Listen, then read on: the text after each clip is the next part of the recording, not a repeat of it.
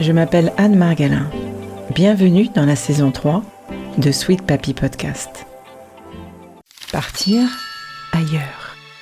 Chers amis, aujourd'hui, dans le cadre du Podcaston 2024, je mets à l'honneur l'association Marcella. Alors, si vous n'aimez pas les démonstrations d'amour, entendre des émotions entre une mère et un fils, écouter ce que le don de soi, passez votre chemin. Cet épisode n'est pas pour vous. Car ici, vous allez entendre de la générosité, de l'amour, de la bienveillance, celle d'une femme extraordinaire, Marcella, atteinte d'Alzheimer depuis quelques années et pour lequel son fils, Didier, aidant de ses parents, a eu le courage, malgré les difficultés, de monter une association d'aidants et je lui donne aujourd'hui un petit coup de pouce. Vous aimez mieux les disques ou la radio? Mais c'est du podcast. Oui, mais très bien, je vois très bien. Tous les invités ont répondu présent. C'est la bonté même, la générosité. Nous sommes arrivés à un carrefour historique. Nous sommes en veine de générosité tous les deux. Qu'est-ce que cela signifie ? Le Podcaston, c'est le premier rassemblement caritatif des podcasts francophones propulsés par Altrui. Nous vous remercions de soutenir les associations qui seront mises en avant pendant cet événement.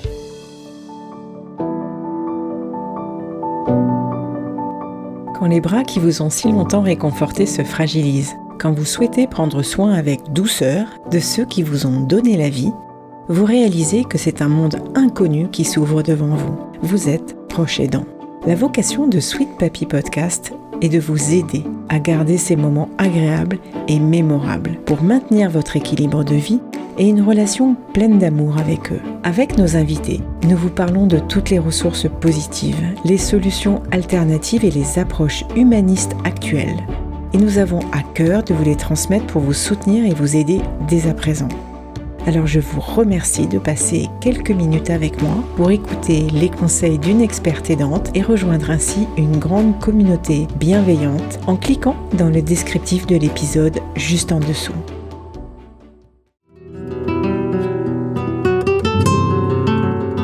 Bonjour Marcella. Bonjour madame. Elle, c'est tout le monde il est joli, tout le monde. Voilà, elle veut pas d'histoire. Elle disait, elle, c'est tout le monde il est beau, tout le monde il est gentil. Yo calme tout le monde. Voilà. Oui. Mais c'est ça en fait normalement la vie. Oui, ouais. Et tout le monde s'entendait bien. Voilà. C'est ça le principal. Et c'est vrai que j'ai jamais vu maman toujours bienveillante, toujours avec ses grands plats, toujours. Moi, ça m'arrivait d'arriver à 11h et quelques avec des amis.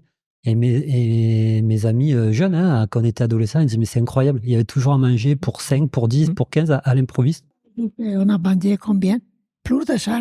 Oui, pour mes anniversaires, voilà. Pour même les occasions. Les gens se rappellent toujours de la paella de Marcella. Ah maman, ta paella où on la mangeait tous les dimanches? Tous les dimanches? Ouais. Et parfois même le mercredi. Et qu'est-ce qu'elle me manque moi cette paella? Elle me manque ta paella. On fait de temps en temps, on la fera. Oui. Tu la feras? Bien sûr. La même, hein? La même, hein? Parce que moi, je l'ai toujours en bouche, hein, la saveur. Hein. C'est normal, c'est la saveur de l'enfance. Tu as la recette, Didier?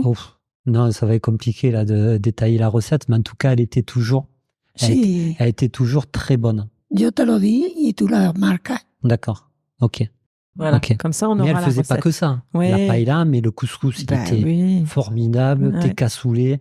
Et la frita, como estaba. Ah, les patatas. Les patatas fritas son buenas, pero la frita, los tomates. Oui, tomates fritas, ouais. A ver de poivron, a ver de tomata, a ver de champignons. Et tu t'en rappelles quand tu finissais la casserole chaque fois? Tu disais viens, et il y avait le pain. Je raclais le fond de la casserole. Il était délicieux. Je faisais 1m-20, mais je m'en rappelle. Hein. C'était une maison qui était ouverte à tout le monde? Oui. Maman, elle voulait pas de conserve. Ah non. Le pain. Et le pain, quand tu le faisais, le pain. Je faisais le pain aussi. On le faisait tout, non? Et alors, de tous les restes, elle faisait un plat chaque fois. Ouais, mais c'était ça. Et c'était toujours, et en toute objectivité, là. Parce que c'était toujours très bon. On disait, mais comment tu fais? Elle dit, je sais pas.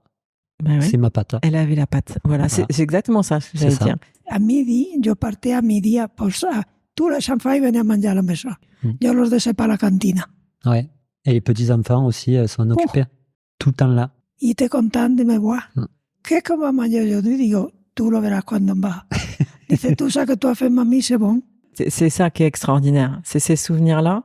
C'est à la fois de pouvoir venir chez mamie ou venir chez maman et manger tout ce qu'on aime, et puis en même temps de savoir qu'elle est là. Ça fait partie de la bienveillance aussi, sur lequel on peut s'appuyer. Et c'est vrai que tout ce qu'elle nous a... Enfin, en tout cas, moi, ça m'a construit avec tous les défauts que j'ai, mais ça n'a rien à voir avec elle. Maman, j'ai des défauts. Tu n'as pas de défaut. Comment ça, j'ai pas de défauts? Pour moi, tu n'as pas de défaut. Ah, voilà, pour toi. Tu eres très gentil. Que tu eres très gentil pour todo el mundo. Bah oui. Bueno, yo te quiero. Y yo también. Non, yo más que tú. Oh, le bisou! Non, j'adore. Moi, je voudrais reprendre la photo de Marcella, qui est là, qu'on fait pendant l'interview. Ah, elle insiste toujours avec cette photo. Alors, pourquoi elle insiste sur cette photo? Didier, dis-moi. Maman, C'est quoi qui est important dans cette photo? tu dis quoi? Aujourd'hui, maintenant, je suis... Una vieja. Et chaque fois, elle dit, va chercher la photo quand j'étais jeune. C'est pas vrai? Sí, sí. Et pourquoi tu veux chaque fois qu'on la montre? Ah, porque me hace plaisir de me voir. Yo todas las noches antes de acostarme, a la Virgen le hago como ça, a ma foto, a toda mi familia, y après me persino y duermo mejor. Traduit pour Alors, les auditeurs, parce que moi, j'ai compris, Elle mais fait une traduit. prière Sur la pour- photo. sur la photo, elle Ouais. fait une prière pour toute la famille. Ouais, Après, elle en fait une, elle fait le signe de croix, ouais, elle fait un bisou aussi, ouais. et après, elle se couche. D'accord. Donc ça, c'est le symbole pour elle de toute la famille, et qu'en faisant ça, Ouais. Oui. elle espère que tout le monde va bien. Oui. Et, Et le c'est matin, elle fait pareil. Elle Ouais. fait une prière pour toute la famille. D'accord, ok. Et pas que la famille, maintenant. Por todo el Les mundo. amis. Yo lo hago por todo el mundo entero. Pour le monde entier, elle dit. Donc on retombe dans la bienveillance. On est Oui. voilà. C'est aussi la sécurité. Que todo vaya bien por todo el mundo, que es lo mejor, ¿eh? Toute la bienveillance qu'il y a dans cette photo, elle existe encore aujourd'hui. C'est important. Sí. Por moi, oui. Et moi, je souhaiterais dire que tout ce qu'elle m'a apporté par rapport à la bienveillance, c'est un peu ce que je remets dans l'association Marcella, que j'ai créée par rapport à mon parcours de proche aidant depuis 7 ans. Notre papa, maladie Charcot, qui nous a quittés, et maman, aujourd'hui avec Alzheimer. Et c'est vrai un peu, c'est comme je lui ai dit, maman, quand j'ai lancé l'association, c'est un peu tout ce que tu m'as donné, c'est la continuité des choses. Pour aller toujours, maman a toujours été en mode aller vers les autres, toujours. Je me souviens que quand on allait au marché, moi j'étais tout petit, pour acheter 4-5 trucs, elle mettait 4 heures. Parce qu'elle parlait à tout le monde. Maman, tu parlais à tout le monde. Ah, oui. Marcella, hola, hola. Et toujours avec un sourire, toujours avec un mot J'ai envie gentil. de pleurer. Mais non, maman. Oui. Ah, mais c'est des bons souvenirs, tout ça. Et c'est vrai que tout ça, en fait, si je t'ai sollicité, c'est que je voulais garder tous ces moments-là, refaire un point aussi avec elle, parce que tu sais que j'aime pas le côté pathos de la pathologie. Donc moi, je dis, il y a des problèmes de Wi-Fi ou de géolocalisation. Et en fait, c'est surtout, on n'a pas le monopole de l'amour. Mais qu'est-ce qu'on s'aime? Moi, ma mère, c'est vrai qu'on était très pudique. On ne savait pas se le dire. Mais maintenant, chaque fois, on fait des concours de bisous. Alors, elle me dit, moi, je lui fais des bisous. À un moment donné, c'est bon, parce qu'elle me dit, ça va, tu m'en fais beaucoup. Et après, qu'est-ce que tu fais? Tu me prends? Y yo t'embraso. Voilà. Manco. Et qu'est-ce que tu me dis? Que tes bisous sont plus forts que les miens. Oui ou non? Yo le dis, yo t'embraso plus que tú. Et moi, tu sais ce que je lui dis? Je dis, oui, mais moi, je fais des bisous fins et respectueux parce que ma mère, elle m'a bien élevé. Et c'est qui ma mère? Je sais pas. Yo voy a decir ta mère. Pour moi, je vais ta mère. Ah ben voilà. Vous savez ce que je faisais? Et là, aujourd'hui, Didier continue à faire la même chose avec l'association Marcella. Il essaye de partager un maximum. Qu'est-ce qui est important d'apporter aux autres, Marcella? Je sais pas que diga. Tout ce que m'a apporté mon fils, c'est très beau. Et donc, lui, il transmet la même chose. Voilà, il lui a fait la même chose. Mais c'est normal, maman, d'être là pour toi. Oui, oui, Et tu le sais. oui. Él me quiere mucho como yo, ¿eh? C'est normal, ¿eh? Es mi hijo.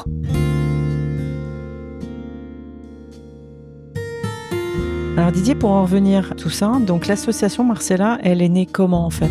Elle est née du constat de ce que j'ai vécu en tant que proche aidant. Comme je dis, on est dans un beau pays, il y a beaucoup de choses qui existent et ça a le mérite d'exister, mais c'est vrai que quand on n'est pas préparé, c'est compliqué.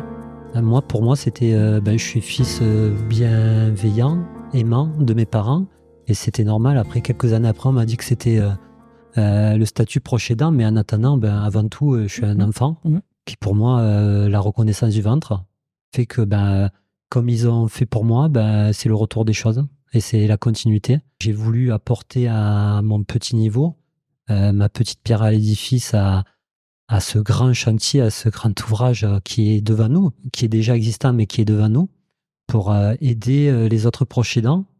J'aurais aimé avoir, pas un Didier, parce que je veux rester humble, mais un interlocuteur comme ça qui dit écoute, moi je suis là si tu as besoin ou quoi que ce soit. Et c'est vrai qu'aujourd'hui, sur l'ensemble des permanences, j'ai de plus en plus de personnes qui viennent, qui se reconnaissent dans mon parcours, mais c'est surtout pour les accompagner, pour les écouter, pour casser la solitude de l'aidant et essayer d'orienter au mieux, pour leur faciliter la vie, pour faire en sorte que leur confort de vie entre l'aidant et l'aidé soit le plus facile et sur le long terme, pour, comme je dis, le bien vieillir chez toi. Car je pense que l'idéal, c'est de bien vieillir chez soi, dans ses repères. C'est avant tout beaucoup d'amour à maman. C'est beaucoup d'amour tout ça. Beaucoup d'amour, oui. Voilà. Alors moi, quand je t'ai connue, Marcella était encore à la maison. Chez moi, oui. Oui, au tout début. Ouais. L'association n'existait pas encore. Non. Elle était même pas en prémisse, rien du tout. Elle était encore à la maison. Tu t'étais occupée aussi de ton papa à la maison également. Et le but, c'était d'apporter le plus de bonheur possible à Marcella le jour où il faudrait quitter la maison suite à moi, j'étais pas prêt, une hospitalisation. T'étais pas prêt. Voilà. Pour moi, je pensais faire comme cette papa. Cette bascule qui est importante. Oui, je pensais faire comme papa. Moi, ce que je souhaitais, c'est aller jusqu'au bout comme papa. Mais avec le problème de Wi-Fi et de géolocalisation, comme je dis, il y a eu une mise en danger, beaucoup de difficultés sur le long terme. Après, effectivement, il y a eu une dégradation aussi à mon niveau sur le plan santé parce que c'était du non-stop. Il y avait beaucoup de choses qui ne fonctionnaient plus. Je ne pouvais même pas me retourner dans la même pièce car il y avait une mise en danger. Et les médecins ont appuyé, mais ont appuyé dans le côté positif, avec du recul, car quand nous arrivons à un moment donné où la fatigue, le manque d'énergie est à un tel point qu'on n'a plus la lucidité, on a la tête dans le guidon et on continue, mais comme mécaniquement et sans pouvoir prendre de décision réellement. Et ça n'apporte pas forcément du bien à notre aidé aussi. Tout à fait. Voilà. Tout à fait. Et donc, moi, je t'ai connue à cette époque-là. Et ensuite, qu'est-ce qui s'est passé, en fait? Qu'est-ce qui a fait la bascule à ce que Marcella vienne ici et elle fasse un nœud? Elle me fait un petit regard, là. Oh là là, j'ose pas. Voilà. J'ai le sourire, mais j'ai le regard. Qu'est-ce qui fait que aujourd'hui, elle est ici? Il y a eu des décisions. En fait, c'est une mise en danger. Il y a eu plusieurs chutes répétées. Ouais. Car j'avais mis des caméras thermiques pour surveiller quand j'étais pas là. Mais ça suffisait plus. Il y avait des auxiliaires de vie, il y avait équipe ESA, il y avait infirmier, il y avait le médecin, il y avait... Mais à un moment donné, ça suffisait plus. Le danger était quasiment 24 heures sur 24, avec tous les dommages collatéraux et sans rentrer dans les détails, par dignité. Et effectivement, lors d'une chute assez importante, elle a eu des douleurs.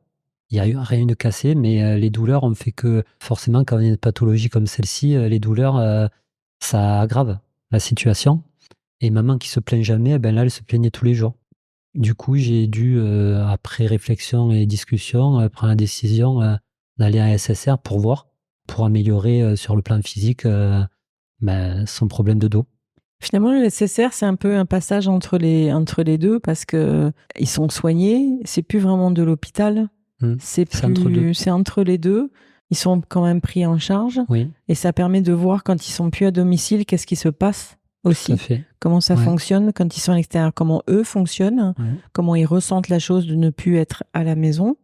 Et en même temps, nous aidants, de voir comment ça se passe pour pouvoir avoir un peu le temps de mettre en place la suite. Il faut déjà, on passe du déni. Il y a la colère face à la pathologie. Moi, je disais que c'était troisième personne, car j'étais en colère envers la troisième personne, pas envers maman. Pas du tout. Du déni, on passe au constat, la colère, et après, l'acceptation. On parle de deuil blanc, pour pouvoir aussi se préparer à ça. Et il m'a fallu longtemps, très longtemps, même quand j'y étais Concrètement, aujourd'hui, ça va faire un peu plus de 4 mois qu'elle est en EHPAD et j'ai le sentiment d'abandon et de culpabilité alors qu'elle est très bien. Ça se passe très bien, ça se passe très bien pour elle. Après, je suis très présent car il faut être présent. C'est moi qui a ce sentiment-là et c'est très dur. J'y pense tous les jours. Mais le deuil blanc, tu devais l'avoir quand même avant, étant donné qu'elle a quand même Alzheimer. On se dit que ça va revenir. Oui, on espère. Toujours. Oui, on se dit, on espère. Ouais. C'est à un moment donné, quand il y a, on est plus clair par rapport à la fatigue ou autre. Mais en fait, ce que je voulais dire pour toutes les familles qui ont dû accepter par choix ou par le travail ne s'arrête pas là. D'être fils, d'être fille, d'être mari ou femme. Car moi, je suis toujours présent. Ah non, je viens te voir. Tu viens tous les jours? Tous les jours, si. Quelles que soient les heures. Oui. Et souvent, le soir, quand je viens vers 17h, 18h, je suis à côté d'elle quand elle dîne. Après, je l'accompagne. J'attends qu'elle se couche. Je la dorlote. Je lui fais un bisou. Tu l'abordes? Voilà. Oui. Et après, comme les enfants. Voilà. Comme je faisais avec eux. On se fait des concours de bisous. Eh oui. Que moi, ils sont plus raffinés que les tiens. Hein? Je l'embrasse beaucoup. Et yo también. Eh oui. Voilà. On a été une famille bien unie. Et on a beaucoup d'amour. Aujourd'hui, l'environnement dans lequel elle est, et comment est-ce qu'elle Marcella, le vit? Comment toi, tu le ressens, Didier?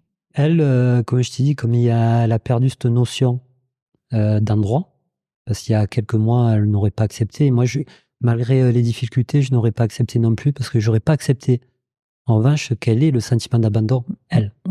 Ça, c'était hors de question. J'y serais allé jusqu'au bout. Mais je suis le seul à avoir ça, parce qu'elle mais je suis garant d'elle, même ici. Il faut l'être. Il faut continuer. Car, comme je dis souvent, l'asso Marcella, comme toutes les associations, moi, je parle au-delà de la pathologie, du suivi médical, etc. Je parle de dignité. Et maman, comme toutes les résidentes, comme tous les résidents, et comme toutes les personnes seniors, vulnérables ou autres, il faut se battre pour leur dignité. Alors, Marcella, comment ça se passe ici? Bien. Bon, maman, tu le sais que te quiero. Y tú lo sé que yo te quiero mucho. Non, yo más que ti. Los dos igual, hijo. Là, igual. Los dos. Une boule d'amour. Je t'embrasse très très fort. Je te fais de gros bisous. Moi aussi. Merci, Marcella. Merci, maman. Merci. Muchas gracias. Moi aussi, hijo. Yo te quiero. Mucho. Un grand merci à Didier et à Marcella pour cette interview exceptionnelle.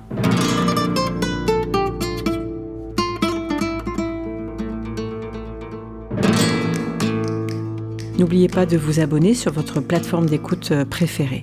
En attendant, je voudrais juste vous rappeler que c'est le Podcaston et que vous avez possibilité donc de faire vos dons à l'association Marcella qui met en place des ateliers pour les aidants, de l'accompagnement pour les aider et du soutien pour tous sur le site www.marcella.org.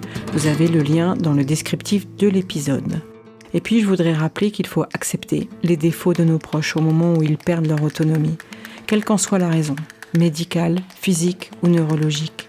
Moi je pense qu'il faut mieux les voir comme des êtres qui contribuent encore et encore à notre propre construction personnelle. Faites vos dons et puis on se retrouve très bientôt pour une nouvelle dose de douceur.